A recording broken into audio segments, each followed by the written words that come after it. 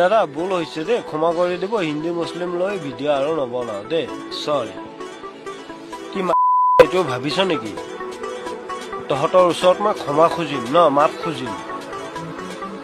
এটাই কথাই মনত ৰাখিবি, মিয়া মানুহক দেখি পাইছ, বন্ধু বান্ধৱ দেখি পাইছ, মিয়া মানুহৰ লগত কথা পাতি পাইছ, ৰাস্তা ঘাটত যাওঁতে আহোঁতে মানে দেখা পাইছ। এতিয়ালৈকে মিয়া মানুহক চিনি পোৱা নাই। মিয়া মানুহে বছৰে বছৰে ঈদত কুৰবানী দিয়ে, এইটো গম পাওঁ নে? বেছি বাঢ়িলে গৰু ছাগলীৰ নিচিনা কুৰবানী দি দিম।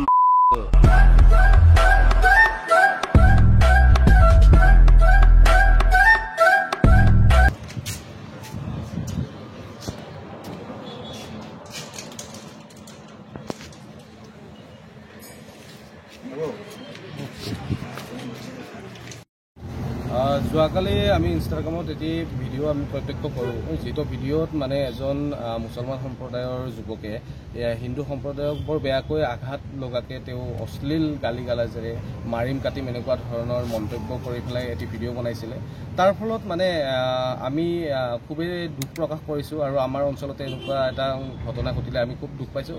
আৰু আমাৰ যিহেতু এটা জাতিৰ ওপৰত ডাইৰেক্টলি মানে এটেক কৰা হৈছে আৰু সেইকাৰণে আমি আইনৰ ওচৰত চাপিছোঁ। আমি যোৱাকালি ভিডিঅ'টো দেখাৰ লগে লগে বক থানাত আহি আমি এজাহাৰ এটি দিওঁ তাৰ ওপৰত, সেই ইনষ্টাগ্ৰাম আইডিটোৰ ওপৰত, আৰু বিচাৰ খাচাৰ কৰি বক আৰক্ষীয়ে তেওঁক এৰেষ্ট কৰিবলৈ সক্ষম হয়।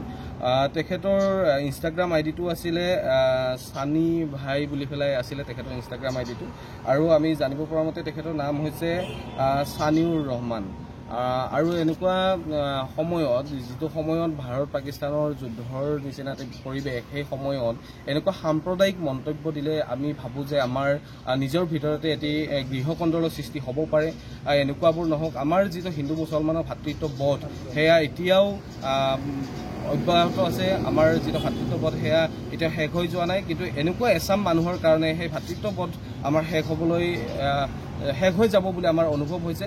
আৰু সেইকাৰণে এনেকুৱাবোৰ বিষয়ৰ ওপৰত অধিক কঠোৰতৰ শাস্তি বিহাৰ কাৰণে অসম আৰক্ষীক আমি অনুৰোধ জনাইছোঁ।